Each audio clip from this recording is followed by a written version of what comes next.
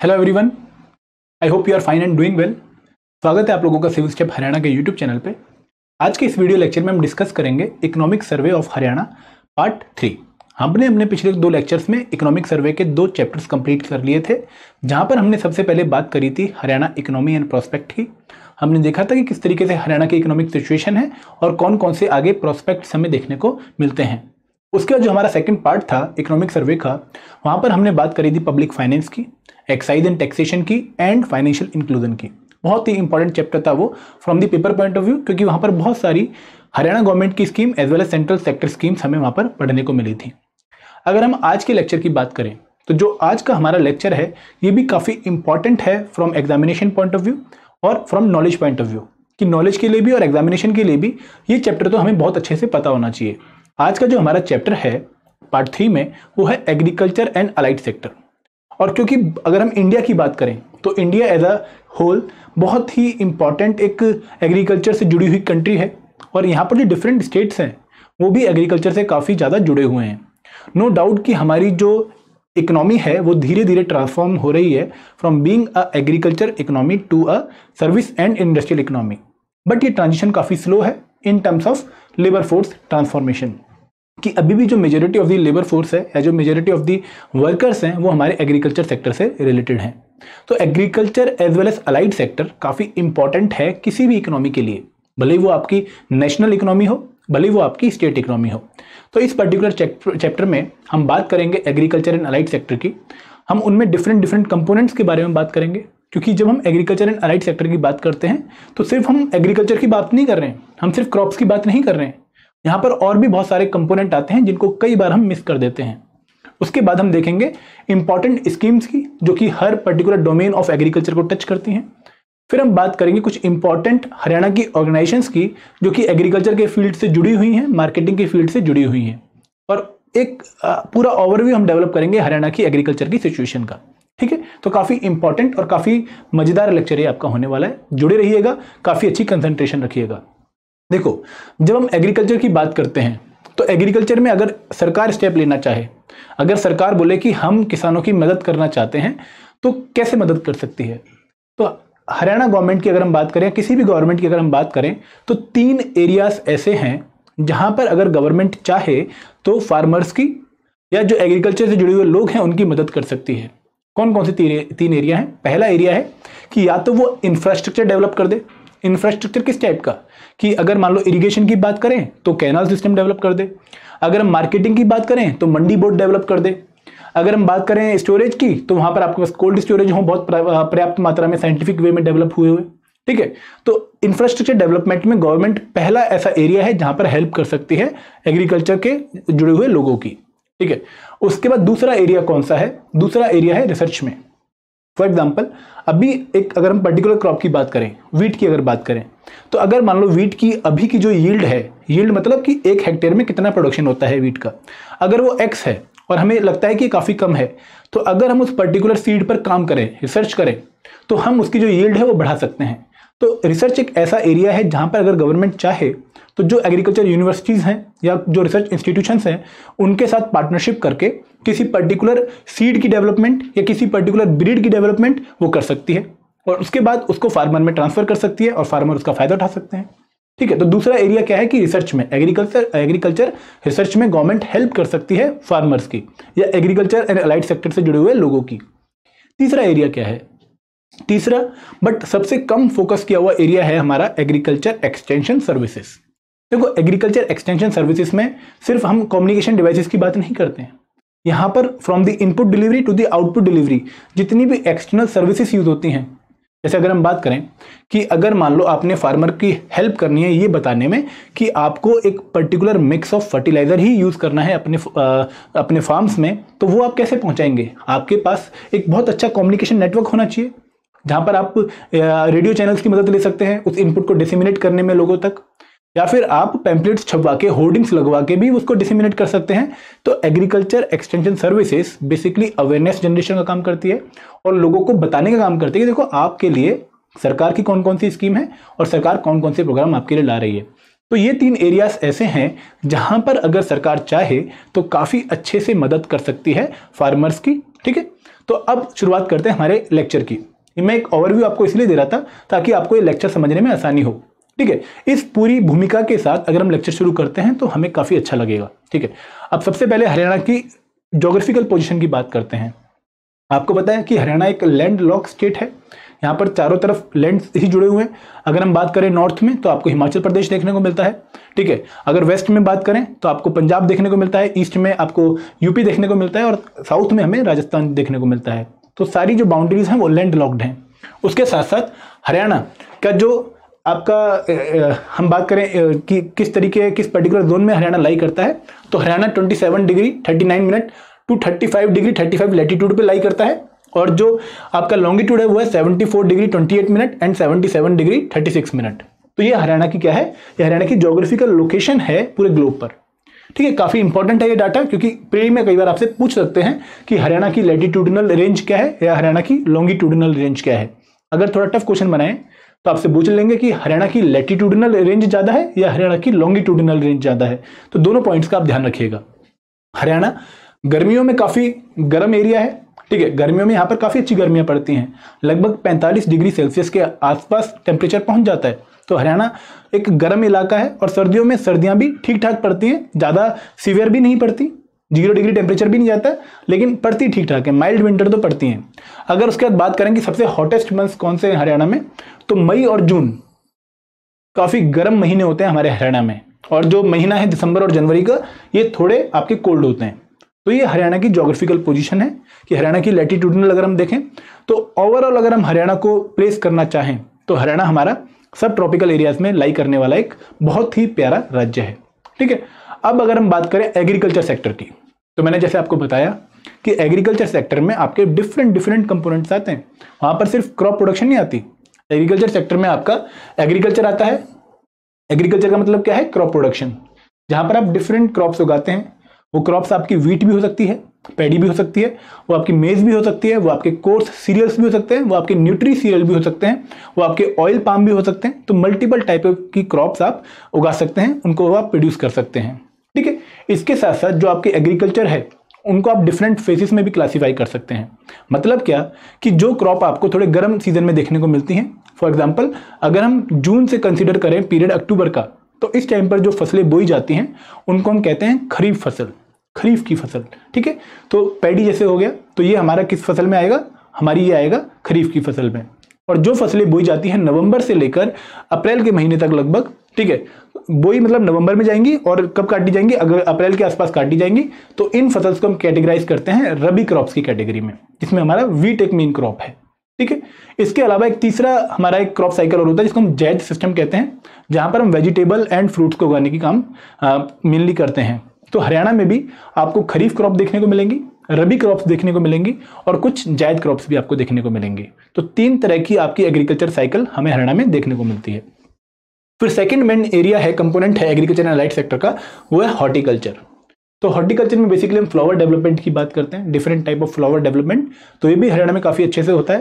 But Haryana में लगभग 81% के आसपास जो कंपोनेंट मेनली प्रोड्यूस किया जाता है एग्रीकल्चर एंड अलाइड सेक्टर में, वो आपका एग्रीकल्चर है।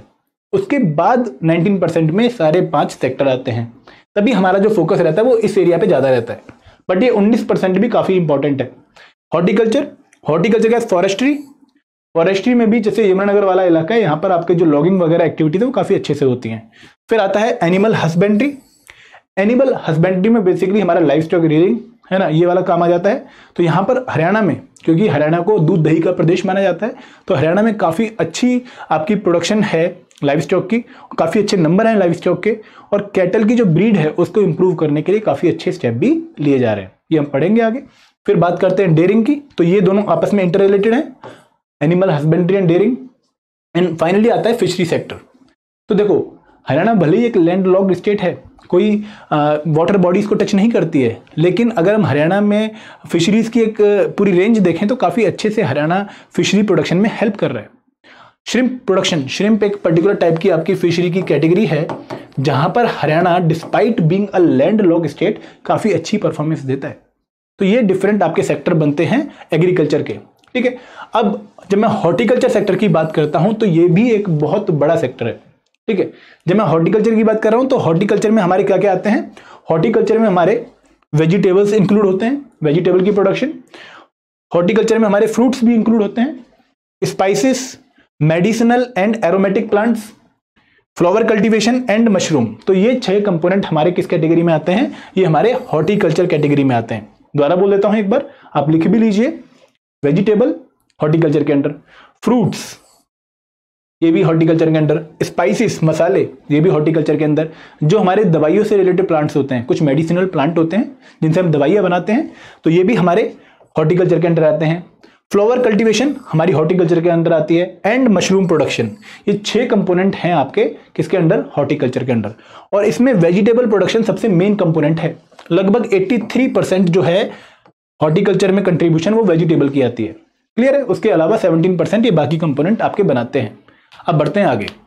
अब बात करते हैं एरिया अंडर प्रिंसिपल क्रॉप्स कि हरियाणा में अगर हम प्रिंसिपल क्रॉप्स की बात करें तो वीट, पैडी तो आप सब जानते हैं, उसके अलावा शुगर केन, कॉटन ये भी आपके मेन क्रॉप्स में आते हैं। तो अगर हम एरिया अंडर क्रॉप की बात करें कि जो प्रिंसिपल क्रॉप्स हैं उनके अंदर कौन सा कितना एरिया आता है, तो वीट की अगर हम बात करें सबसे पहले, तो जब हरियाणा बना था तब इसमें लगभग 7.4 लाख हेक्टेयर जो एरिया था हरियाणा का, वो वीट प्रोडक्शन में आपका यूज होता था। अब ये एरिया बढ़ के 25.34 लाख हेक्टेयर हो चुका है। सिमिलरली सेकंड नंबर पे आता है हमारा पैडी का एरिया, क्योंकि पैडी भी हरियाणा में काफी स्ट्रांगली ग्रो की जाती है। जो करनाल, कैथल और ये पानीपत वाली बेल्ट है, यहाँ पर पैडी काफी ज्यादा ग्रो करी जाती है। और करनाल को तो हम rice ball of the state के नाम से भी जानते हैं। बहुत ही फाइन क्वालिटी का बासमती राइस ये एक्सपोर्ट करता है मिडिल ईस्ट कंट्री को। तो यहाँ पर 15.59 लाख हेक्टेयर एरिया आपका पैडी को दिया जाता है। तो लगभग 47 लाख हेक्टेयर जो एरिया है ये हमारी जो फूड क्रॉप्स है उनके लिए डिवोटेड है। कौन कौन सी food crops? Wheat and paddy. ठीक है, ये मेन हमारी फूड क्रॉप्स हैं। अगर हम बात करें शुगर केन की, तो शुगर केन का एरिया इस टाइम रिड्यूस नंबर पे है, 96 आपका 1000 हेक्टेयर एरिया शुगर केन का है। और यहाँ पर जो मेन आपका डिस्ट्रिक्ट है जहां पर शुगर केन प्रोडक्शन सबसे ज्यादा हमें देखने को मिलती है वो है यमुनानगर। ठीक है, फिर आता है कॉटन। कॉटन का एरिया बढ़ा है। अगर हम बात करें ओवरऑल, शुगर केन का एरिया स्टार्टिंग से अब जाके डिक्रीज हुआ है, काफी ज्यादा फ्लक्चुएशन भी देखने को मिलते हैं बीच में, बट ये ओवरऑल डिक्रीज हो रहा है। लेकिन राइस और वीट इनका एरिया हमें कॉन्स्टेंटली इंक्रीज होता हुआ दिखा है। अगर हम बात करें कॉटन की, तो कॉटन का एरिया काफी अच्छा इंक्रीज हुआ है। 723 जो है 1000 हेक्टेयर इस एरिया में हमें कॉटन ग्रो होती हुई दिखती है हरियाणा में। ऑयल सीड की अगर बात करें तो ये नंबर भी हमारा बढ़ा है, लगभग 659,000 हेक्टेयर में हमें ऑयल सीड डेवलप होते हुए दिखते हैं हरियाणा में। तो जो टोटल अगर हम ग्रॉस एरिया जोन की बात करें तो 64.9 लाख हेक्टेयर एरिया हरियाणा में यूज किया जाता है फॉर द एग्रीकल्चर प्रोडक्शन। ठीक है, तो यहां पर आप किस तरह का क्वेश्चन अज्यूम कर सकते हैं? आपसे पूछ सकते हैं कि बताओ 4 क्रॉप्स आपको दे दी, wheat, paddy, sugar cane, cotton, और बताया कि इसमें से मैक्सिमम एरिया हरियाणा में किस पर्टिकुलर चीज को डिवोट किया गया है। तो ये क्वेश्चन आपके लिए सॉल्व करना मुश्किल नहीं है। ठीक है, तो ऐसे ही डाटा को आपको इंटरप्रेट करना है। और अगर आप मेंस का पेपर भी देखें वहां पर भी एक डाटा इंटरप्रिटेशन का क्वेश्चन आता है, तो इस डाटा को पढ़ के आपको कुछ इंपॉर्टेंट जनरलाइजेशन करनी होती है। अगर मैं बोलूं कि वीट का एरिया लगभग 3 टाइम इंक्रीज हुआ है तो आपको लगेगा कि बिल्कुल सही कह रहा हूं। अगर मैं बोलूं कि शुगर केन का एरिया डिक्रीज हुआ है तो आप बोलोगे बिल्कुल सही कह रहे हो। ठीक है, तो ऐसी आपको जनरलाइजेशन करनी है किसी भी टेबल को देखकर। ये आपकी मेंस की प्रिपरेशन का पार्ट है। एक और टेबल देखते हैं। ये टेबल है प्रोडक्शन ऑफ प्रिंसिपल क्रॉप। अभी हमने क्या बात करी? अभी हमने बात करी कि किस क्रॉप को कितना एरिया डिवोट किया गया है। अब देखते हैं कि किस क्रॉप का कितने मिलियन टन प्रोडक्शन हुआ है। ठीक है, तो यहां पर हम ओवरऑल प्रोडक्शन की बात कर रहे हैं। अगर हम वीट की बात करें तो वीट का प्रोडक्शन लगभग 8 to 9 टाइम्स इंक्रीज हुआ है since the formation of Haryana. और आप सबको मन में याद आ गया होगा कि हरियाणा का फॉर्मेशन डे क्या है। अगर याद नहीं आया तो आप रिवाइज नहीं कर रहे हो। हरियाणा का फॉर्मेशन डे है 1 नवंबर 1966। ठीक है, तो तब जो वीट की प्रोडक्शन थी वो लगभग 10.59 मिलियन टन थी, लेकिन अब ये बढ़ के 118 मिलियन टन हो चुकी है। तो काफी अच्छी हमारी जो डेवलपमेंट है वो वीट प्रोडक्शन में हुई है। सिमिलरली अगर हम राइस प्रोडक्शन की बात करें तो यहां पर भी हमें काफी स्ट्रॉन्ग डेवलपमेंट देखने को मिलती है और लगभग 51.98 मिलियन टन प्रोडक्शन एनुअली आपका करता है हरियाणा। ठीक है, टोटल फूड ग्रेन इसकी भी क्वांटिटी इंक्रीज हुई है। अगेन शुगर केन, इसकी क्वांटिटी भले ही एरिया इसमें डिक्रीज हुआ है, शुगर केन में एरिया डिक्रीज हुआ है। आपने देखा 96 इस टाइम पर 1000 हेक्टेयर था जो शुगर केन प्रोडक्शन के लिए डिवोट किया जा रहा था, लेकिन अगर आप प्रोडक्शन देखें तो वो इंक्रीज हुई है ओवर द ईयर। तो इसका मतलब क्या है? इसका मतलब ये है कि कहीं ना कहीं यील्ड बढ़ी है पर हेक्टेयर। ठीक है। कॉटन की बात करें तो यहाँ पर भी हमें प्रोडक्शन काफी इंक्रीज होती हुई दिखती है, ऑयल सीड की प्रोडक्शन भी काफी इंक्रीज हुई है। तो ये हमें क्या दिखता है, प्रोडक्शन ऑफ प्रिंसिपल क्रॉप का डाटा। तो लगभग 61% जो टोटल आपकी क्रॉप है, 61.3% जो क्रॉप है वो आपकी प्रोडक्शन किसकी हो रही है, वो आपकी कोर्स या फूड ग्रेन की आपकी प्रोडक्शन टोटल हो रही है 61% टोटल प्रोडक्शन से, ठीक है। अगर हम बात करें एवरेज यील्ड की, अब देखो ये भी एक बहुत इंपॉर्टेंट क्राइटेरिया है। हम ये कह दें कि कोई स्टेट हमसे ज़्यादा प्रोड्यूस करता है तो वहाँ पर 2 पॉइंट हो सकते हैं कि क्या पता उस स्टेट का एरिया ज़्यादा हो, क्या पता उस स्टेट का एरिया ज़्यादा हो, और दूसरा पॉइंट क्या हो सकता है, दूसरा पॉइंट ये हो सकता है कि क्या पता उस स्टेट की यील्ड अच्छी हो। यील्ड का मतलब क्या है कि पर हेक्टेयर वहाँ पर कितनी प्रोडक्शन हो रही है। हरियाणा को हम एक बहुत ही उपजाऊ जमीन मानते हैं, डिस्पाइट कि यहाँ पर कोई भी मेजर रिवर फ्लो नहीं करती, क्योंकि हरियाणा में काफ़ी अच्छा हमें कैनाल इरिगेशन सिस्टम देखने को मिलता है, हम आगे पढ़ेंगे भी वो। और यमुना हमारी एक बाउंड्री बनाती है, तो जो जो डिस्ट्रिक्ट हमारे हरियाणा से मिलते हैं, यमुना से मिलते हैं, यमुनानगर, ठीक है, पानीपत और सोनीपत, तो यहाँ पर हमें काफ़ी अच्छी जमीन देखने को मिलती है। तो हरियाणा की प्रोडक्टिविटी काफ़ी अच्छी है, और क्योंकि हरियाणा ग्रीन रेवोल्यूशन का पार्ट भी रहा था, इस वजह से भी हमें काफ़ी अच्छी इंप्रूव्ड यील्ड हरियाणा में देखने को मिलती है। अगर हम वीट की बात करें तो जो एवरेज यील्ड है वो है 4728 किलोग्राम पर हेक्टेयर, तो काफ़ी अच्छी यील्ड है। राइस की जो यील्ड है वो कितनी है, 3323 KG per hectare. Even wheat की जो यील्ड है, अगर आप इंडिया की बात करें तो इंडिया में जो टोटल यील्ड है वो है 3371, और अगर हरियाणा की बात करें तो 4728। तो ओवरऑल जो इंडियन एवरेज है वहां से अच्छी यील्ड हमें हरियाणा में देखने को मिलती है। Same is the case for rice, कि राइस में अगर हम इंडिया की बात करें तो 2578 केजी पर हेक्टेयर प्रोडक्शन है, और हरियाणा में 3323। अगर आप उस ईयर की बात करें तो 3432। तो हरियाणा की आपको जैसे कंपेरिजन का क्वेश्चन पूछें, आपको बोलें अगर आप यूपीएससी टाइप का क्वेश्चन बनाए हरियाणा में, क्योंकि अब हरियाणा का पैटर्न चेंज होने वाला है और एक्सपेक्ट ये किया जा रहा है कि इस टाइम यूपीएससी टाइप का फॉर्मेट आपको पेपर में देखने को मिले। तो फॉर एग्जांपल अगर हम एक क्वेश्चन फ्रेम करें कि कंसीडर द फॉलोइंग स्टेटमेंट, पहली स्टेटमेंट दे दी कि हरियाणा में जो यील्ड है वीट की वो कॉन्स्टेंटली इंक्रीज करी है since the formation of Haryana, और सेकंड स्टेटमेंट दी कि जो इंडियन एवरेज है वीट प्रोडक्शन की, एवरेज जो वीट प्रोडक्शन है वो ज़्यादा है as compare to that of Haryana. तो सेकंड स्टेटमेंट आपकी गलत हो गई, और पहली स्टेटमेंट में अगर आप देखें तो ये कॉन्स्टेंटली इंक्रीज नहीं करी है, एक बार इंक्रीज हुई अब दोबारा डिक्रीज होगी। तो आपको ऐसे डाटा को भी एनालाइज करना है, ठीक है। तो ये 3 इंपॉर्टेंट डाटा हमने देखे इकोनॉमिक सर्वे के, जो कि हमें काफ़ी इंपॉर्टेंट जनरलाइजेशन दे रहे हैं। अब बढ़ते हैं आगे, अब बात करते हैं क्रॉप डाइवर्सिफिकेशन की। देखो क्या होता है कि अगर आप एक पर्टिकुलर एरिया में ही लगातार एक क्रॉप उगाए जा रहे हैं तो over the period of time, कुछ सालों के बाद जो आपकी ज़मीन है उसकी जो उपजाऊता है, जो उसकी प्रोडक्टिविटी है, वो धीरे धीरे कम होनी शुरू हो जाती है। तो जो बूढ़े बुजुर्ग हैं या जो अब साइंटिस्ट हैं वो सलाह देने लग गए हैं कि आपको क्रॉप डाइवर्सिफिकेशन को फॉलो करना चाहिए। क्रॉप डाइवर्सिफिकेशन का मतलब क्या है कि आपको एक पर्टिकुलर साइकिल में डिफरेंट क्रॉप्स उगानी चाहिए, और कुछ ऐसी कम्बिनेशन रखनी चाहिए जिसे एक क्रॉप के बाद अगर आप सेकंड क्रॉप उगाएं तो वो ऐसी उगाएं जो आपकी जो मिट्टी है, जो सॉइल है, उसकी प्रोडक्टिविटी बढ़ा दे, ठीक है। तो क्रॉप डाइवर्सिफिकेशन के ऊपर हमारी सरकार का बहुत ज़्यादा फोकस है। अगर हम नेशनल लेवल पर बात करें वहाँ पर भी फोकस है, और अगर हम रीजनल लेवल पर बात करें तो वहाँ पर भी काफ़ी ज़्यादा फोकस है, ठीक है।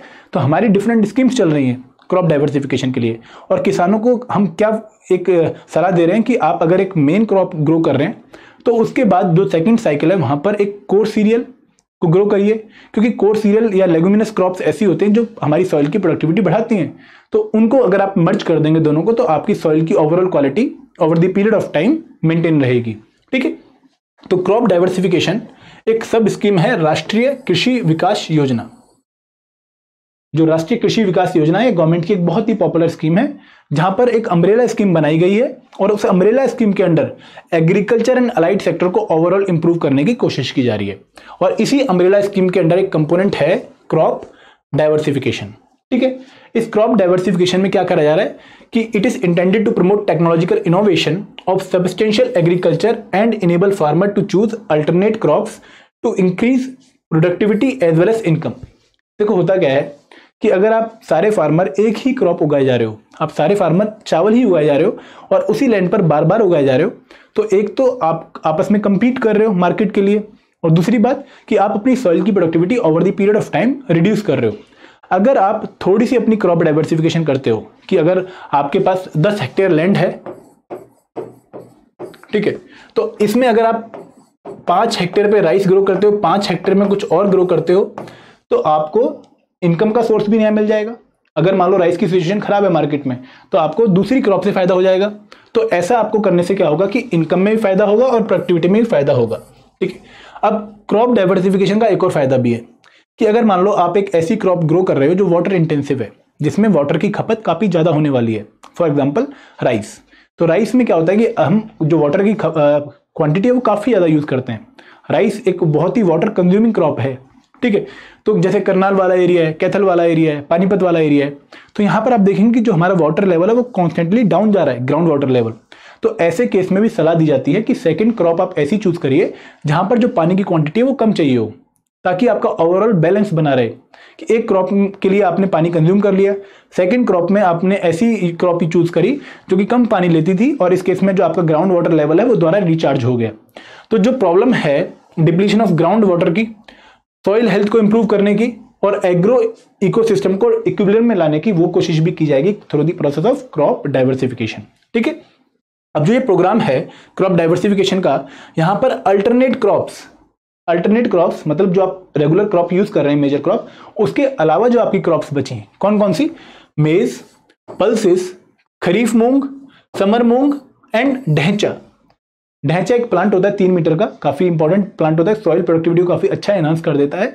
इनको अगर आप यूज करते हैं तो इससे आपकी जो क्वालिटी है सॉइल की वो इंप्रूव होगी, वाटर रिचार्ज आपका हो सकता है टाइम टू टाइम।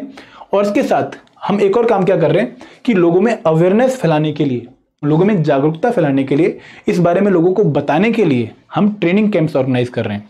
ठीक है, यहाँ पर जो ट्रेनिंग क्रॉप्स है वहां पर हम बोल रहे हैं कि आप क्रॉप्स को डाइवर्सिफाई करो, आप पैडी से आगे बढ़ो, आप वीट से आगे बढ़ो। इसके साथ साथ जो स्टेट है ये एक स्कीम और चला रहा है, scheme for promotion of crop diversification in Haryana. तो जहां पर जो क्रॉप डाइवर्सिफिकेशन प्रोग्राम के अंडर डिस्ट्रिक्ट आते हैं नेशनल लेवल पर, उनके साथ साथ कुछ और डिस्ट्रिक्ट्स जो हैं हरियाणा के, उनको भी इंक्लूड किया गया है, और वहां पर ये क्रॉप डाइवर्सिफिकेशन की स्कीम बहुत जोरों शोरों से चलाई जा रही है। देखो, क्रॉप डाइवर्सिफिकेशन से सिर्फ स्टेट का फायदा नहीं है, लोगों का फायदा है और पूरे नेशनल लेवल पर फायदा है, क्योंकि क्रॉप डाइवर्सिफिकेशन एक तो अल्टरनेट हमें प्रोवाइड करती है जिससे हम फायदा उठा सकते हैं। अब मान लो कोई क्रॉप ऐसी है जो 10 लोग नहीं उगा रहे, सिर्फ एक लोग उगा रहा है और मार्केट में उसकी डिमांड है, जैसे दाल, मूंग दाल।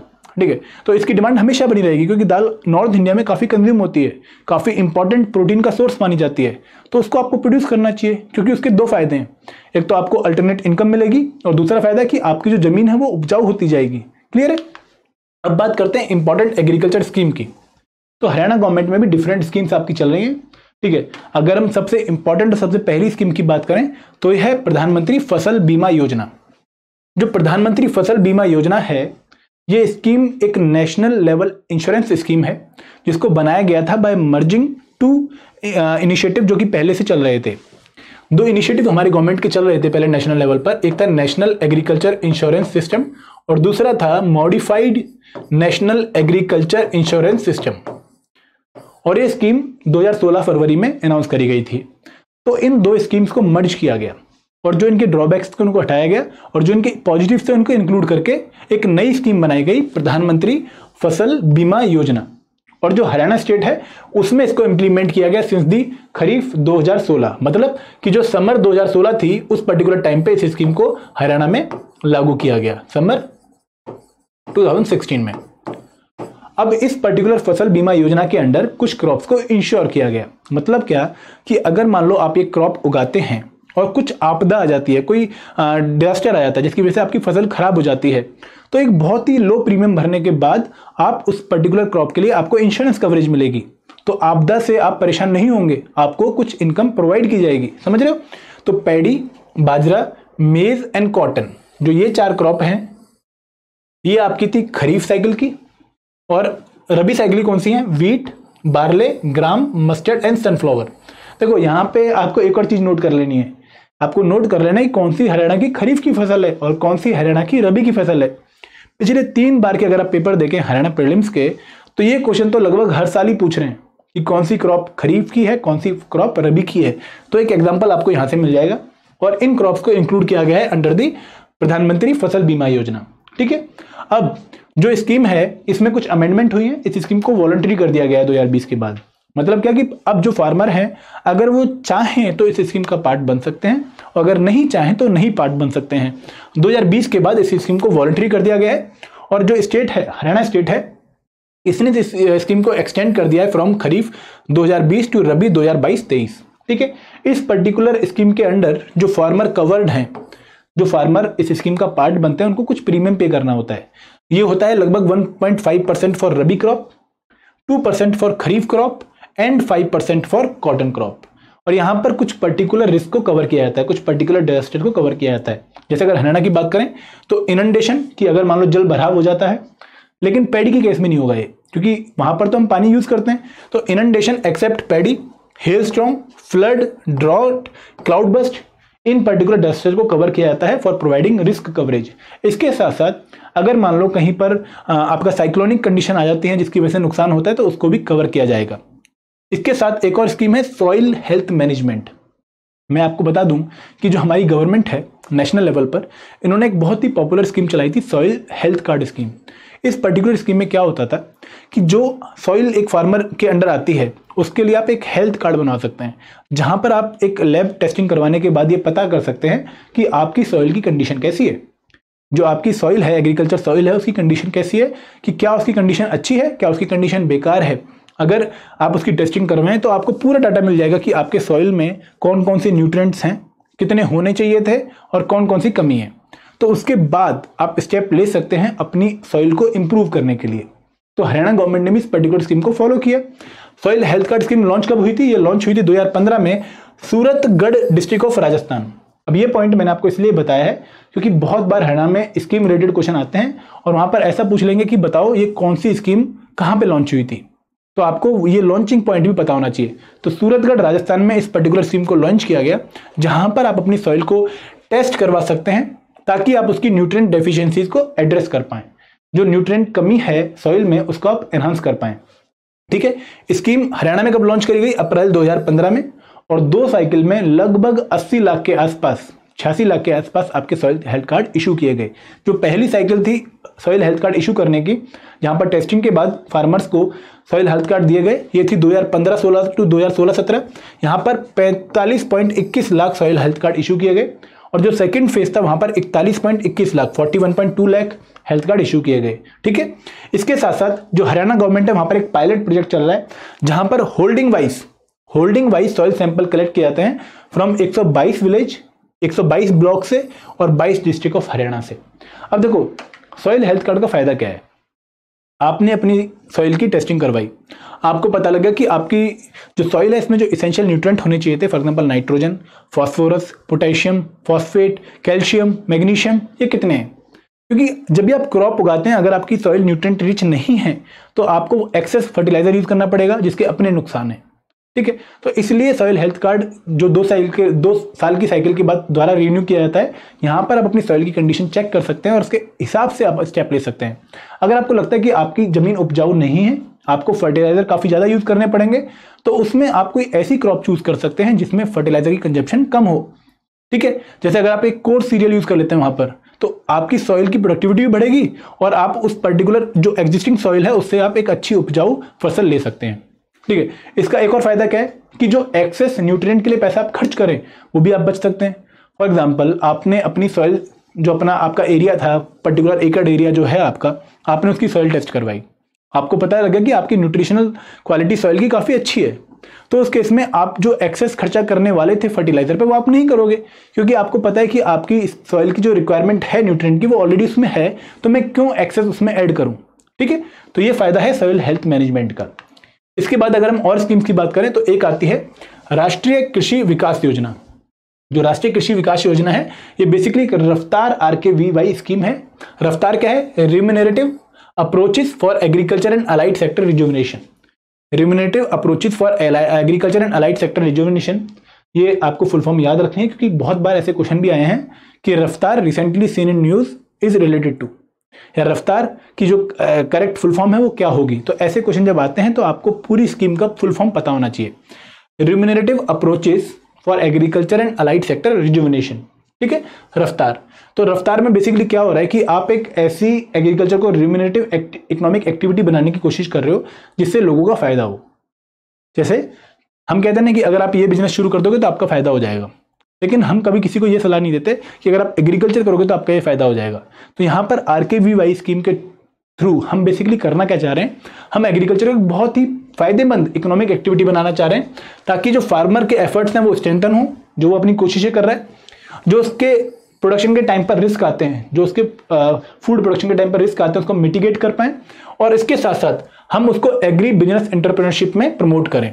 ठीक है, तो यहां पर जो सरकार है इसने लगभग 149.85 149.85 करोड़ रुपए रिलीज किए हैं इस पर्टिकुलर स्कीम के अंडर। फिर हमारी एक स्कीम आती है नेशनल फूड सिक्योरिटी मिशन। जो नेशनल फूड सिक्योरिटी मिशन है ये ऑल इंडिया लेवल पर 2007 में लॉन्च किया गया। ठीक है, 2007 में जब ये लॉन्च किया गया तब ये बेसिकली पार्ट था सेंट्रल असिस्टेंस प्रोग्राम का, जहां पर 100% जो पैसा था वो कौन देती थी, सेंटर देती थी स्टेट को। जब ये प्रोग्राम लॉन्च किया गया तो यहाँ पर एक particular amount of paddy, particular amount of wheat and particular amount of pulses, इसको टारगेट रखा गया कि इतने मिलियन टन हमें व्हीट प्रोड्यूस करना है, इतने मिलियन टन हमें राइस प्रोड्यूस करना है, और इतने मिलियन टन हमें पल्सेस प्रोड्यूस करनी है, ताकि हमारी नेशनल फूड सिक्योरिटी मेंटेन रहे। तो first 11th 5 year plan and second 5 year plan में इसके 2 फेज कंप्लीट हुए। ठीक है, उसके बाद क्या हुआ कि उसके बाद इसको एक सेंट्रली स्पॉन्सर्ड स्कीम बना दिया गया। सेंट्रली स्पॉन्सर्ड स्कीम का मतलब क्या है, देखो यहां पर आपका एक डाउट बहुत कॉमन आता है जो मैं आपको रिजॉल्व करने की हेल्प करता हूं। आपको डाउट आता है कि यार सर ये सेंट्रल सेक्टर स्कीम क्या है और सेंट्रली स्पॉन्सर्ड स्कीम क्या है। तो सेंट्रल सेक्टर स्कीम वो स्कीम होती है जहां पर 100% पैसा कौन देता है, 100% पैसा आपका सेंटर देता है स्टेट को, वहां पर स्टेट को खुद कुछ कंट्रीब्यूट करना होता। अब जो सेंट्रली स्पॉन्सर्ड स्कीम है यहां पर कुछ पैसा स्टेट को कंट्रीब्यूट करना होता है। अगर हम नेशनल फूड सिक्योरिटी मिशन की बात करें तो ये centrally sponsored national food security mission है, तो यहां पर हरियाणा को लगभग 40% पैसा कंट्रीब्यूट करना पड़ता है, क्योंकि हरियाणा आपका प्लेन एरियाज में आता है। जो हिली डिस्ट्रिक्ट हैं या फिर जो हमारे नॉर्थ ईस्ट के डिस्ट्रिक्ट है वहां पर लगभग जो ये रेशियो है 90-10 का है, कि 90% सेंटर कंट्रीब्यूट करेगा और 10% आपका स्टेट कंट्रीब्यूट करेगा। जो यूनियन टेरिटरी है वहां पर 100% जो पैसा है वो ग्रांट के थ्रू सेंटर ही देता है। ठीक है, अब इस पर्टिकुलर स्कीम को, नेशनल फूड सिक्योरिटी मिशन को हरियाणा में लॉन्च किया गया रबी 2007-8 से। ठीक है, यहां पर पहले 2 क्रॉप्स को टारगेट किया गया, व्हीट को और पल्सेस को। ठीक है, इनको इस मिशन के अंडर कवर किया गया और बोला गया कि जिन डिस्ट्रिक्ट्स में पोटेंशियल है, मतलब जो डिस्ट्रिक्ट इन क्रॉप्स की प्रोडक्शन में काफी अच्छा कर सकते हैं लेकिन अभी नहीं कर पा रहे, उनको हम टारगेट करते हैं। तो जो national food security mission wheat वाला प्रोग्राम था वहां पर 7 डिस्ट्रिक्ट को इंक्लूड किया गया, अंबाला, यमुनानगर, भिवानी, महेंद्रगढ़, गुड़गांव, रोहतक एंड झज्जर। इन 7 डिस्ट्रिक्ट्स को स्टार्टिंग में इंक्लूड किया गया under the national food security mission wheat programme. ठीक है, उसके बाद 5 डिस्ट्रिक्ट्स को इंक्लूड किया गया in the national food security mission pulses program. ये 5 डिस्ट्रिक्ट्स आपके इंपॉर्टेंट थे। उसके बाद जो 2010-11-12 का पीरियड था, इस पर्टिकुलर टाइम पे हरियाणा के सारे डिस्ट्रिक्ट्स को, याद रखिए, हरियाणा के सारे डिस्ट्रिक्ट्स को नेशनल फूड सिक्योरिटी मिशन के अंडर इंक्लूड कर दिया गया पल्सेस के लिए। फिर 2014-15 में जो दायरा है नेशनल फूड सिक्योरिटी मिशन का वो बढ़ाया गया। पहले इसमें क्या थे, व्हीट, पल्सेस एंड आपके तीसरा क्या था, राइस। उसके बाद इसमें कोर्स ग्रेन आए। ठीक है, उसके बाद इसमें धीरे धीरे उन्होंने ऑयल सीड, ऑयल पाम भी इंक्लूड कर दिया, न्यूट्री सीरियल भी इंक्लूड कर दिए। तो इसका दायरा बढ़ता रहा कि पहले से जो 3 कंपोनेंट थे अब इसमें लगभग आपके 7 कंपोनेंट आते हैं। तो हरियाणा में भी इसका दायरा बढ़ा धीरे धीरे। तो अब हरियाणा में अगर हम बात करें 2014-15 में, तो 5 डिस्ट्रिक्ट को सिलेक्ट किया गया, झज्जर, हिसार, भिवानी, नारनौल एंड रेवाड़ी, जिनको NFSM national food security mission coarse cereal and commercial crop sugar cane and cotton में इंक्लूड किया गया। फिर गवर्नमेंट ने 9 डिस्ट्रिक्ट को और इंक्लूड किया, भिवानी, गुड़गांव, हिसार, झज्जर, जींद, महेंद्रगढ़, मेवात, रेवाड़ी एंड रोहतक। इनको nutri serial, oil palm and oil seed की प्रोडक्शन के लिए इंक्लूड किया गया इन द ईयर 2018-19। तो हरियाणा में आपको भले ही ये सारे डिस्ट्रिक्ट याद नहीं करने, क्योंकि ये एक रट्टे वाला पार्ट हो जाएगा, इतने डीप में हरियाणा पेपर नहीं भी पूछेगा आपसे, लेकिन आपको क्या ध्यान रखना है कि हरियाणा में नेशनल फूड सिक्योरिटी मिशन का कौन कौन सा कंपोनेंट इंक्लूड किया गया है। तो व्हीट है, पल्सेस हैं, फिर कोर सीरियल है, कमर्शियल क्रॉप है, शुगर केन है, कॉटन है, न्यूट्री सीरियल है, ऑयल पाम है और ऑयल सीड है। व्हीट आपको नहीं देखने को मिलेगा, राइस आपको देखने को नहीं मिलेगा, तो ये आपको ध्यान रखना है। आगे बात करते हैं, अब बात करते हैं इरिगेशन की। ठीक है, देखो हरियाणा में मैंने आपको जैसे बताया है स्टार्टिंग में कि हरियाणा में हमें कोई मेजर रिवर देखने को नहीं मिलती। कोई पेरेनियल रिवर जो कि साल भर फ्लो करती हो, मेजर रिवर, जैसे उत्तर प्रदेश में गंगा है, पंजाब में तो 5 रिवर आती हैं, ऐसी हमें कोई मेजर रिवर हरियाणा में देखने को नहीं मिलती, ठीक है।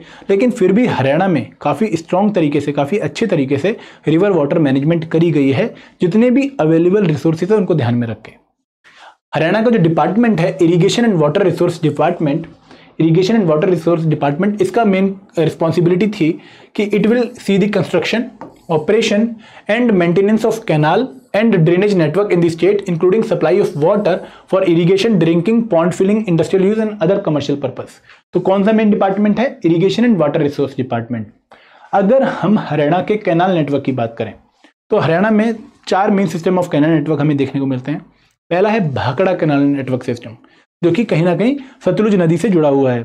दूसरा आता है हमारा यमुना कैनाल नेटवर्क सिस्टम, जहां पर वेस्टर्न कैनाल आ जाती है हमारी। फिर हमारा तीसरा क्या आता है, जो हमारे लिफ्ट सिस्टम है वो वाले कैनाल आ जाती हैं। और फाइनली क्या आता है, हमारा ड्रेनेज सिस्टम वाली कैनाल आ जाती हैं। अगर हम हरियाणा का पूरा सिस्टम देखें तो हरियाणा में 1521 चैनल्स हैं जिनकी लेंथ लगभग 14,125 किलोमीटर है। अब देखो, ये बहुत ही फैक्चुअल डाटा है, लेकिन अगर आप प्रीवियस ईयर पेपर देखें तो वहां पे आपसे उन्होंने पूछ लिया कि हरियाणा में total length of metallic roads कितनी है, तो आपको याद रखना चाहिए था। तो सेम अगर आपको पूछ लेंगे इस बार कि हरियाणा में टोटल कैनाल लेंथ कितनी है, तो 14,125 किलोमीटर टोटल कैनाल लेंथ है। कितनी कैनाल चैनल्स हैं? लगभग 1521 कैनाल चैनल्स हैं। अब यहाँ पर जो भाखड़ा सिस्टम है उसमें 521 कैनाल्स हैं जिनकी लेंथ है 5867 किलोमीटर, और ये मैक्सिमम कंट्रीब्यूट करती है। फिर आती है यमुना सिस्टम, जहां पर 472 कैनाल्स हैं, इनकी लेंथ कितनी है? 4311 किलोमीटर। फिर आता है लिफ्ट सिस्टम, जहां पर 528 कैनाल हैं जिनकी लेंथ है 3947 किलोमीटर। और उसके बाद कुछ ड्रेनेज नेटवर्क आ जाती हैं जहां पर ड्रेन्स हैं 800 के आसपास, जिनकी लेंथ है 5150 किलोमीटर, ठीक है। इसके साथ हमारा एक इंस्टीट्यूट है, Haryana irrigation research and management institute, जो कि पूरा एक ओवरव्यू रखता है हरियाणा की वाटर रिसोर्स मैनेजमेंट पर, ठीक है, कि किस तरीके से जो हरियाणा के वाटर रिसोर्सेज हैं उनके मैनेजमेंट कर सकते हैं, किस तरीके से उनको और अच्छा डेवलप कर सकते हैं, ठीक है। उसके बाद अगर हम बात करें, हरियाणा गवर्नमेंट ने 1000 रिचार्जिंग वेल्स की डेवलपमेंट की बात करी है अंडर द स्कीम ऑफ मेरा पानी मेरी विरासत। यहाँ पर 1000 वेल्स बनाए जाएंगे और उनकी पूरी मेंटेनेंस रखी जाएगी अंडर द स्कीम ऑफ मेरा पानी मेरी विरासत। इसके साथ साथ जो Adi Badri dam and Som Saraswati barrage है उसकी कंस्ट्रक्शन की भी फाइनलाइजेशन हो चुकी है।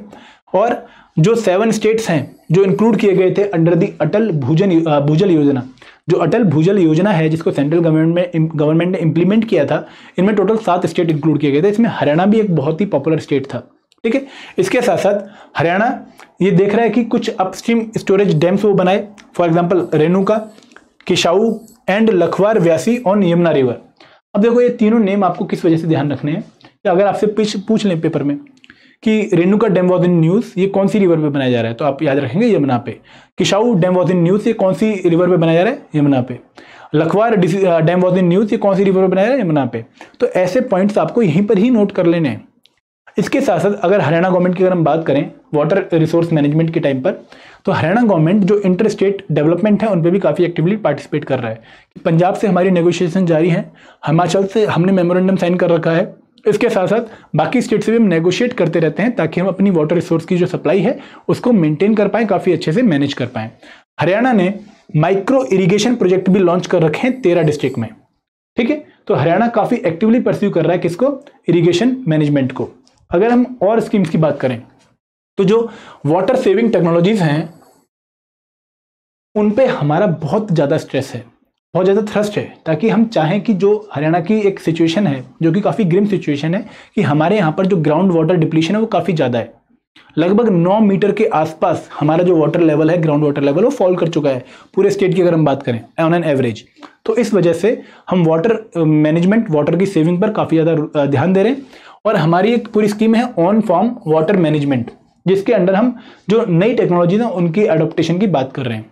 The average decline in ground water table has been reported as 9.3 metre in the state since 1999 to 2016। तो इन 17 सालों में 9 मीटर के आसपास जो हमारा ग्राउंड वाटर टेबल है वो फॉल कर चुका है, और बहुत ही चिंता की बात है ये।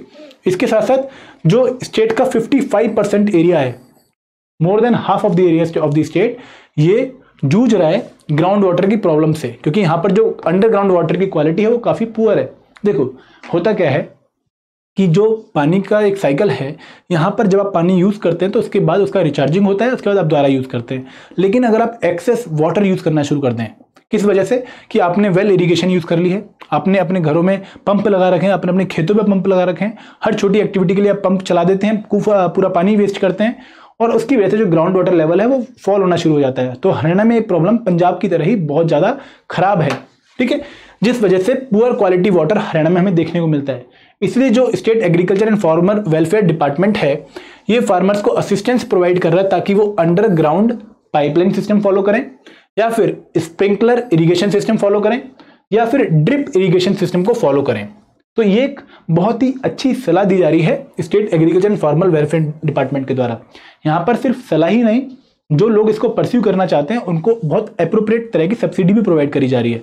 अगर हम बात करें स्प्रिंकलर इरिगेशन सिस्टम की, तो इसको काफ़ी सुटेबल माना गया है उन सैंडी सॉइल्स के लिए जो कि हरियाणा के हमें साउदर्न पार्ट में देखने को मिलती हैं, ठीक है। और इसको हमने जो ये है, इसको southern western region of state जो कि राजस्थान से जुड़ी हुई बाउंड्री है, वहाँ पर इसको हम ज़्यादा फोकस कर रहे हैं।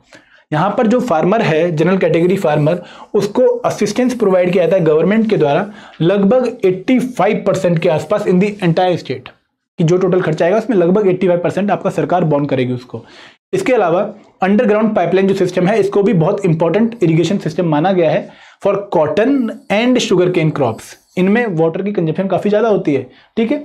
तो इस पर्टिकुलर सिस्टम में भी जो अगर हम यूज़ कर लें इसको, तो जो वाटर लॉस है उसको मिनिमाइज कर सकते हैं, एनर्जी भी बचेगी जो हम पंप चलाने में यूज़ करते हैं, और इसके साथ साथ एडिशनल एयर एरिया को भी हम इंक्लूड कर सकते हैं in the production of sugar cane and cotton, ठीक है।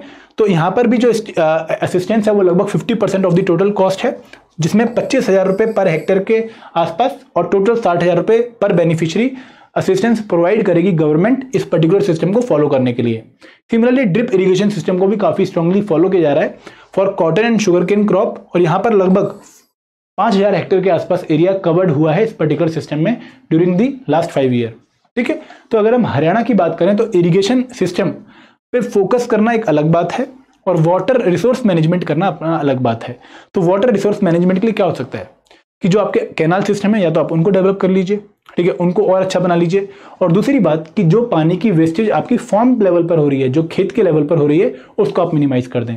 तो वहां पर on farm water management, farm level पर वाटर मैनेजमेंट के लिए we are focusing on underground pipeline.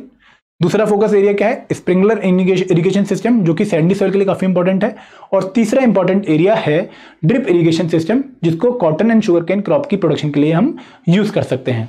तो इरिगेशन वाली हमने बात कर ली, अब बढ़ते आगे।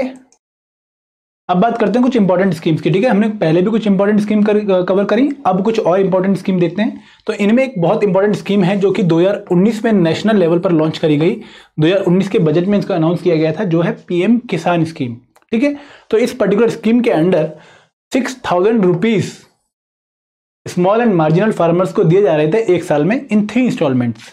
तो 2,000 रुपए की इंस्टॉलमेंट एक टाइम पर दी जा रही थी, साल में 3 बार दी जाएगी, जिनको जो फार्मर हैं स्मॉल एंड मार्जिनल फार्मर वो यूज कर सकते हैं फॉर डिफरेंट एग्रीकल्चर एक्टिविटीज। तो स्मॉल एंड मार्जिनल फार्मर से मेरा मतलब क्या है? आप याद रखिएगा कि वो फार्मर जिनकी जो एग्रीकल्चर होल्डिंग है वो 2 हेक्टेयर से कम है, वो इस पर्टिकुलर स्कीम के अंडर एप्लीकेबल हैं। तो इस पर्टिकुलर स्कीम को हरियाणा में भी लॉन्च किया गया और अभी तक 6 इंस्टॉलमेंट्स दी गई हैं डिफरेंट फार्मर्स को जो इस स्कीम के अंडर कवर्ड हैं। सेकंड आती है promotion of agriculture mechanization for in situ management of crop residue. अब हर साल आप एक बहुत ही बड़ी प्रॉब्लम देखते हैं दिल्ली में स्टेबल बर्निंग की वजह से पॉल्यूशन की। तो stable burning in the states of UP, Haryana and Punjab उसको एक मेजर रीजन माना गया है इस पर्टिकुलर पॉल्यूशन के लिए। तो उसके लिए एक सेंट्रल सेक्टर स्कीम लॉन्च करी गई है। सेंट्रल सेक्टर स्कीम का मतलब क्या कि यहाँ पर 100% पैसा हरियाणा सेंट्रल गवर्नमेंट देगी, ठीक है। तो 170 लाख रुपए दिए गए हैं ताकि हम एग्रीकल्चर मैकेनाइजेशन को प्रमोट करें, ऐसी मशीन्स को प्रमोट करें जो कि फार्म लेवल पर ही क्रॉप रेजिड्यू मैनेजमेंट कर सके, जिसकी वजह से स्टेबल बर्निंग ना करनी पड़े, ठीक है। तो फार्मर के फार्मर कम्युनिटी में अवेयरनेस जनरेट की जा रही है सोशल मीडिया के थ्रू, है ना, कैंप्स बना के, ताकि जो लोग हैं वो मशीन्स को यूज करें ना कि बर्निंग को यूज करें फॉर मेंटेनिंग देयर फील्ड। इसके साथ साथ रेवेन्यू और डिजास्टर मैनेजमेंट के लिए भी जो स्टेट गवर्नमेंट है इसने कुछ इंश्योरेंस प्रोवाइड किया है लगभग 12,000 रुपए का पर एकड़, 2015 से स्कीम लागू है। तो जो जैसे मान लो किसी पर्टिकुलर खेत में पेस्ट अटैक हो जाता है, बारिश बहुत ज़्यादा हो जाती है, तो अपार्ट फ्रॉम प्रधानमंत्री फसल बीमा योजना, ये स्कीम भी स्टेट गवर्नमेंट में काफ़ी एक्टिवली लॉन्च करी गई है। अब बात करते हैं important agriculture scheme in the area of land record management. ठीक है, आपके पास लैंड है, आपको उसका रिकॉर्ड रखवाना बहुत ज़्यादा जरूरी है। ठीक है, तो अगर लैंड रिकॉर्ड मैनेजमेंट की बात करें तो हरियाणा ने एक नई पॉलिसी फॉर्मुलेट करी है उन लोगों के लिए जो कि वॉलंटरली अपनी जो लैंड है वो डोनेट करना चाहते हैं फॉर डेवलपमेंटल पर्पसेस। ठीक है, तो state government has framed a policy on purchase of land voluntarily offered to government for development purpose. इस पॉलिसी में इस बात का बहुत खास ध्यान रखा गया है क्योंकि फार्मर डिस्ट्रेस सेल ना कर रहा हो। मतलब क्या कि कोई फार्मर अपनी इकोनॉमिक सिचुएशन की वजह से इस पर्टिकुलर लैंड को सेल ना कर रहा हो गवर्नमेंट को, उसके पीछे वैलिड रीजन देखे जाएंगे। ठीक है, the policy aims at preventing distress sale of lands by farmer and at involving the land owners in decision while locating the site of developmental project. कि अगर मान लो स्टेट गवर्नमेंट कोई डेवलपमेंटल प्रोजेक्ट लॉन्च करना चाहती है तो वहां पर जो लोग रहते हैं उनसे पूरा डिसीजन लेने के बाद, उनको मीटिंग में इंक्लूड करने के बाद पूरा एक्शन लिया जाएगा। इसके साथ साथ एक memorandum of understanding MOU sign किया गया है जहां पर जो पूरा हरियाणा का जो एरिया है 44,212 स्क्वायर किलोमीटर, इसकी मैपिंग करी जाएगी। जो GIS मैपिंग है पूरे स्टेट की जाएगी और ये mapping rural areas, urban areas और आबादी दे एरियाज, इन तीनों एरियाज की करी जाएगी। इसके साथ साथ एक गवर्नमेंट की स्कीम है Haryana large scale mapping project जिसको लॉन्च किया जा रहा है under the nation wide scheme of स्वामित्व। जो स्वामित्व है इसका बेसिक फुल फॉर्म क्या है? Survey of villages. ठीक है, survey of villages and mapping using improvised technology of village areas. Survey of villages and mapping of villages using improvised technologies. ठीक है, ये पूरा प्रोजेक्ट है जिसके अंदर हरियाणा का एक प्रोजेक्ट चल रहा है, Haryana large scale mapping project, जहां पर जो हरियाणा का टोटल एरिया है इसको बहुत अच्छे से GIS मैप किया जाएगा। फिर हमारा एक पोर्टल है वेब हेलरिस पोर्टल। ये पोर्टल क्या है? Haryana state land record information system है, जहां पर जो पूरी हमारी जो लैंड है उसका डाटा मेंटेन किया जाता है, लैंड रिकॉर्ड मेंटेन किया जाता है। और ये पोर्टल आपका इंप्लीमेंट हुआ था 30 जुलाई 2020 से और लगभग 143 तहसील में, सब तहसील में इसको आपका इंक्लूड किया जा रहा है। इसके साथ साथ जो modern revenue record room project है गवर्नमेंट का, उसके अंदर इसको लॉन्च किया गया 7 डिस्ट्रिक्ट में 2019 से। और इसके साथ साथ लगभग 9,009 फार्मर आपके रजिस्टर कर चुके हैं अपनी लैंड को इन दी ई भूमि पोर्टल, जो कि हमारे हरियाणा गवर्नमेंट का है। ठीक है, एक मेवात डेवलपमेंट बोर्ड जिसको 1980 के दशक में बनाया गया था, इस पर्टिकुलर बोर्ड का काम क्या है कि जो हरियाणा का मेवात एरिया है जहां पर पॉवर्टी काफी ज्यादा है, अनएम्प्लॉयमेंट काफी ज्यादा है, उसकी डेवलपमेंट काफी अच्छे से करी जाए और वहां पर जो लोग रहते हैं उनका स्टैंडर्ड ऑफ लिविंग इंप्रूव किया जाए। ठीक है, अब अगर बात करते हैं इंपॉर्टेंट ऑर्गेनाइजेशन की जो कि हरियाणा में हमें एग्रीकल्चर फील्ड में देखने को मिलती है, तो सबसे पहले आती है Haryana state seed certification agency. जो Haryana state seed certification agency है, इसका मेन काम क्या है कि जो स्टैंडर्ड प्रिस्क्राइब कर रखे हैं उनके हिसाब से seeds of different crops varieties को वेरीफाई करना। और ये किसके through? Under the government of India act section 5 of seed act. जो गवर्नमेंट का एक्ट है सीड एक्ट 1966, उसके सेक्शन 5 के अंडर जो क्रॉप वैरायटीज नोटिफाइड है उनकी क्वालिटी को सर्टिफाई करना as per the prescribed standard. ठीक है, अब जो ये एजेंसी है, जो हमारा सेंट्रल सीड सर्टिफिकेशन बोर्ड है, उसके द्वारा स्टैंडर्ड बताए गए हैं और उनके हिसाब से हरियाणा में जो डिफरेंट सीड की डिस्ट्रीब्यूशन हो रही है उसको ये मेंटेन करती है। फिर आता है Haryana seed development corporation limited. ये भी वेलफेयर ऑफ फार्मर के लिए, इसका मेन ऑब्जेक्टिव क्या है? टू सप्लाई क्वालिटेटिव सीड, अच्छी क्वालिटी के सीड सप्लाई करना on the to the farmer और ऑन वेरी नॉमिनल प्रॉफिट, की बहुत कम प्रॉफिट में। ठीक है, इसका मतलब क्या है कि जो अच्छी क्वालिटी के सीड हैं उनको गवर्नमेंट के चैनल के थ्रू फार्मर में डिस्ट्रीब्यूट किया जाए। ऐसा नहीं कि कोई प्राइवेट ऑर्गेनाइजेशन इसका फायदा उठा ले और लोगों में काफी महंगे प्राइस में क्वालिटी सीड्स बेचे। तो हमारी एक प्रॉपर ऑर्गेनाइजेशन है Haryana seed development corporation limited, जो कि जो प्राइस स्टेबिलिटी है सीड के रिगार्डिंग उसको मेंटेन करने का काम कर रही है और फार्मर को बहुत ही नॉमिनल प्राइस पर सीड्स प्रोवाइड कर रही है। तो यहाँ पर जैसे हरको बैंक है, इन बैंक्स के थ्रू या हैफेड वगैरह के थ्रू सीड्स डिस्ट्रीब्यूट किए जाते हैं और कुछ मिनी पोर्टल्स भी बनाए गए, मिनी सेंटर्स भी बनाए गए जहां से फार्मर अगर चाहे तो सीड प्रिक्योर कर सकता है। ठीक है, एक इनके जो मार्केट है, उनके जो ब्रांड नेम है वो है हरियाणा बीज। जो हरियाणा सीड डेवलपमेंट कॉर्पोरेशन है, it is marketing it's good with the brand name Haryana बीज, जो कि काफी पॉपुलर है हरियाणा के लोगों के अंदर, ठीक है। फिर आता है Haryana land reclamation developmental corporation limited. ये क्या है? The major programmes of the corporation are reclamation of alkali soil, जो काफी बेसिक सॉइल हो चुकी हैं पानी यूज कर करके, जहाँ पे सॉल्ट की कंसंट्रेशन काफी ज्यादा है, तो उसकी रिक्लेमेशन मतलब उसको काफी ठीक करने के लिए स्टेप्स लेती हैं। यहाँ पर कैसे स्टेप लिए जाएंगे? देखो, हमेशा अगर आप एनसीईआरटी पढ़ें तो 11th की फिजिकल ज्योग्राफी की एनसीईआरटी में आपको एक पॉइंट देखने को मिलेगा कि जब आपकी सॉइल एल्कली हो जाती है तो आपको उसमें जिप्सम ऐड करना चाहिए। जिप्सम से आपकी जो सॉइल की क्वालिटी है वो आपकी रिक्लेम हो जाती है, दोबारा से सॉइल आपकी अच्छी हो जाती है। तो ये जो ऑर्गेनाइजेशन है Haryana land reclamation developmental corporation limited, ये जिप्सम सप्लाई करती है फार्मर्स को ताकि वो अपनी एल्कली सॉइल को रिक्लेम कर सकें, वापिस ले सकें। इसके साथ साथ sale of agriculture inputs, different agriculture inputs, production of quality seeds, ये सारा काम भी ये पर्टिकुलर ऑर्गेनाइजेशन देखती है। फिर आता है HAFED, Haryana state cooperative supply and marketing federation. जो ये ऑर्गेनाइजेशन है, it is the largest apex cooperative federation of Haryana, और ये 1 नवंबर 1966 जिस दिन हरियाणा से बना था उसी दिन से एक्टिव है। इसका मेन काम क्या है? To make arrangement for procurement, marketing and processing of agriculture produce and allied product. तो ये मार्केटिंग वाला सारा डिपार्टमेंट देखती है। फिर है Haryana state warehousing corporation, जो कि एक एक्ट के थ्रू बनाई गई थी। इसको एक स्टैट्यूटरी बॉडी का दर्जा मिला हुआ है और इसका काम क्या है? साइंटिफिक स्टोरेज प्रोवाइड करना डिफरेंट एग्रीकल्चर कमोडिटीज के लिए। फिर आती है Haryana state agriculture marketing board, जो कि 1 अगस्त 1969 को बना था। और याद रखिएगा कि 1 अगस्त 1969 को एक बहुत ही पावरफुल नेशनल ऑर्गेनाइजेशन भी बनी थी। 1 अगस्त 1969 को हमारा ISRO, Indian space research organisation भी फॉर्म हुआ था, ठीक है। इसका काम क्या है कि सुपरिटेंडेंस रखना over the control of marketing committees in the state, की जो भी मार्केट कमेटीज है हमारे स्टेट में उनकी फंक्शनिंग के ऊपर ध्यान रखना, ठीक है। तो ये डिफरेंट एग्रीकल्चर ऑर्गेनाइजेशन है। यहाँ पर आपको एक तो इनका फॉर्मेशन का ईयर पता होना चाहिए और इनका काम पता होना चाहिए, ठीक है। आगे बढ़े, अब बात करते हैं हॉर्टिकल्चर की। तो हॉर्टिकल्चर में आपको बता दें कि 6 कंपोनेंट आते हैं। कौन कौन से 6 कंपोनेंट आते हैं? सबसे पहला और इंपॉर्टेंट कंपोनेंट आता है वेजिटेबल, फिर आता है फ्रूट्स, फिर स्पाइसेस, फिर mushroom, medicinal and aromatic plants, ये सारे हॉर्टिकल्चर का पार्ट बनते हैं।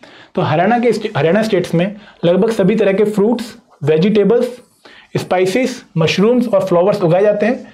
जो हॉर्टिकल्चर क्रॉप है वो लगभग 4.78 लाख हेक्टेयर एरिया कवर करते हैं, जो कि 7.2% एरिया है टोटल ग्रॉस क्रॉप्ड एरिया का स्टेट की, ठीक है। जो फ्रूट कल्टीवेशन के अंडर एरिया है वो है 67720 हेक्टेयर, ठीक है। और जो टोटल हॉर्टिकल्चर क्रॉप का एरिया है हरियाणा स्टेट में, उसमें से लगभग 83% एरिया वेजिटेबल्स के लिए जाता है और बाकी एरिया डिफरेंट कैटेगरीज में आता है, ठीक है। हरियाणा में टोटल 25 स्कीम है हॉर्टिकल्चर डेवलपमेंट के लिए, जिसमें 18 हैं स्टेट प्लांट स्कीम और 7 हैं सेंट्रल प्लांट स्कीम। हरियाणा में एग्रीकल्चर की हॉर्टिकल्चर क्रॉप्स की जो एक्टिविटीज है उनको प्रमोट करने के लिए गवर्नमेंट एक हॉर्टिकल्चर यूनिवर्सिटी स्टेब्लिश कर रही है करनाल में, ठीक है। इसके साथ साथ हॉर्टिकल्चर प्रोड्यूस की कलेक्टिव मार्केटिंग को प्रमोट करने के लिए गवर्नमेंट ने 486 फार्मर प्रोड्यूसर ऑर्गेनाइजेशन भी बनाई हैं। 2 स्कीम है, भावांतर भरपाई योजना और दूसरा है मुख्यमंत्री बागवानी बीमा योजना, जहां पर इंश्योरेंस कवरेज प्रोवाइड की जा रही है फॉर दी हॉर्टिकल्चर फार्मर। तो यहां पर क्या है कि लो प्राइस अगर मार्केट में हो तो उस केस में आपके भावांतर भरपाई योजना यूज होगी, और जब आपकी बागवानी में कोई मान लो प्रॉब्लम आ जाती है डिजास्टर की वजह से या फिर कोई आपको नेचुरल कैलेमिटी हो जाती है, तो उस केस में जब आपकी फसल खराब होती है हॉर्टिकल्चर की, तो वहां पर इस पर्टिकुलर स्कीम के थ्रू गवर्नमेंट आपको इंश्योरेंस कवरेज प्रोवाइड करवाती है, ठीक है। तो ओवरऑल अगर हम स्ट्रक्चर देखें हरियाणा का, क्योंकि ये नेशनल कैपिटल रीजन के काफी पास है, तो इस वजह से यहाँ पर हॉर्टिकल्चर में हमें काफी इंपॉर्टेंट डेवलपमेंट, काफी इंपॉर्टेंट ध्यान दिखने को मिलता है। तो यहाँ पर मशरूम की डेवलपमेंट काफी होती है। जो वेजिटेबल्स हैं उनको काफी अच्छे एरिया में उगाया जाता है। लगभग 83% एरिया जो है टोटल हॉर्टिकल्चर एरिया, ये वेजिटेबल्स को डिवोट किया गया है, ठीक है। अब अगर आगे बात करें फॉरेस्ट एंड फिशरीज की, तो हरियाणा में जो फॉरेस्ट है वो काफी कम है, क्योंकि जो मेजर लैंड है वो एग्रीकल्चर को डिवोट किया गया है। तो लगभग 3.62% जो एरिया है हरियाणा का, total geographical area of Haryana का, वो फॉरेस्ट में एक्सटेंड होता है। और अगर हम टोटल रोड रेल के आसपास जितना भी फॉरेस्ट कवरेज है उसको अगर हम इंक्लूड कर लें तो 7.1% ही एरिया हरियाणा का पौधों को होल्ड करता है। तो हरियाणा में एक बहुत ही इनोवेटिव स्कीम चलाई गई, पौधागिरी। देखो, इस पौधागिरी स्कीम में क्या था कि जो 6ठी से 12वीं क्लास के बच्चे थे वो किसी सेंट्रल या स्टेट की नर्सरी से प्लांट ले सकते थे, उसको अपने घर में या घर के आसपास उगाना था और अगर वो उस प्लांट को मेंटेन कर पाए 3 साल के लिए तो उन 3 साल में उनको हर 6 महीने की ड्यूरेशन में 50 रुपये दिए जाएंगे। बहुत ही कम रकम थी लेकिन मोटिवेशनल रकम थी, जिससे काफ़ी फायदा हुआ हरियाणा को। तो इस स्कीम के अंडर 2018-19 में को शुरू किया गया। 6ठी से 12वीं क्लास के बच्चे ट्री प्लांट कर सकते थे इन दियर होम्स और आउटसाइड एरिया। इसके साथ साथ जो 59 हर्बल प्लांट हैं, पार्क है, उनको एस्टेब्लिश किया गया स्टेट में। और वर्ल्ड हर्बल फॉरेस्ट डेवलप किया जा रहा है मोरनी हिल्स में। तो मोरनी हिल्स में पतंजलि के साथ मिक्स होके, पतंजलि की योगा पीठ से मिक्स होके हम एक हर्बल पार्क बना रहे हैं, वर्ल्ड लेवल का वर्ल्ड हर्बल फॉरेस्ट, जो कि मोरनी हिल्स में डेवलप कर रहे हैं। इसके साथ साथ मोरनी हिल्स में हम हाईटेक नर्सरीज भी बना रहे हैं। तो हमारा जो फोकस है वो क्या है कि हम काफ़ी इफेक्टिव प्लांटेशन कर पाएं पूरे स्टेट्स में, ताकि जो फॉरेस्ट कवरेज है उसको भी बढ़ा पाएं। और हरियाणा में जो टोटल एक अच्छी हम अगर एनवायरनमेंट की बात करें तो उसको हम जनरेट कर पाएं। तो हरियाणा ने 2 ई सर्विस प्लेटफॉर्म भी लॉन्च कर रखे हैं, सरल और HEPC, ताकि वो NOC non objection certificate issue कर पाए for non forest land and tree felling permit. ठीक है। अगर हम फिशरीज की बात करें तो फिशरीज जो है वो as a subsidy occupation, subsidy का मतलब क्या है कि ऑलरेडी अगर आप कोई काम कर रहे हो उसके साथ में आप कोई और काम करना चाहते हो, तो काफी पॉपुलर सब्सिडी ऑक्यूपेशन बनता जा रहा है। और हरियाणा ओनली लैंडलॉक्ड स्टेट है जो कि श्रिम्प फार्मिंग में काफी ज्यादा अच्छा परफॉर्मेंस दे रहा है। और हरियाणा की अगर हम बात करें तो हरियाणा में जो अगर हम हरियाणा की फिश की क्वालिटी की बात करें तो यहाँ पर हरियाणा को फिश डिसीज फ्री स्टेट भी घोषित कर रखा गया है NPFGR लखनऊ के द्वारा। तो हरियाणा में जो फिश की क्वालिटी तो काफ़ी अच्छी है, क्योंकि यहाँ पर जो हरियाणा गवर्नमेंट है वो काफ़ी अच्छे से प्रमोट कर रही है फिश फार्मिंग को, भले ही कम लेवल पर है बट अच्छी फार्मिंग है। अगर अब हम बात करें एनिमल हस्बेंड्री एंड डेयरिंग की, जो कि हमारा आज का लास्ट पार्ट है, तो हरियाणा में लगभग 3000 के आसपास वेटरनरी इंस्टीट्यूशन है और 3 विलेज पर हमें एक वेटरनरी इंस्टीट्यूशन देखने को मिलेगा। तो हरियाणा में जो पशुओं का रख रखाव है, उनकी जो दवाइयाँ वगैरह के जो प्रबंधन है या जो डिजीज के एलिमिनेशन के जो टारगेट है वो काफ़ी अच्छे से परस्यू किया गया है और काफ़ी अच्छा वेटरनरी इंस्टीट्यूशन नेटवर्क डेवलप कर रखा है हरियाणा में। अगर हम हरियाणा में टोटल मिल्क प्रोडक्शन की बात करें तो 117.34 lakh tonne 117.34 lakh tonne production हुई है मिल्क की, और जो पर कैपिटा अवेलेबिलिटी है मिल्क की वो इंक्रीज होकर 1142 ग्राम हो चुके हैं, जो कि सेकंड है पूरे इंडिया में। ठीक है।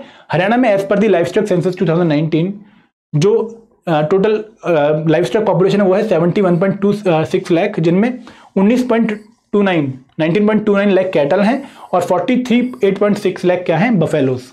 और हरियाणा की जो मुर्रा बफेलो है उसको हरियाणा का गोल्ड भी बुलाया जाता है, ब्लैक गोल्ड भी बुलाया जाता है हरियाणा का। ठीक है।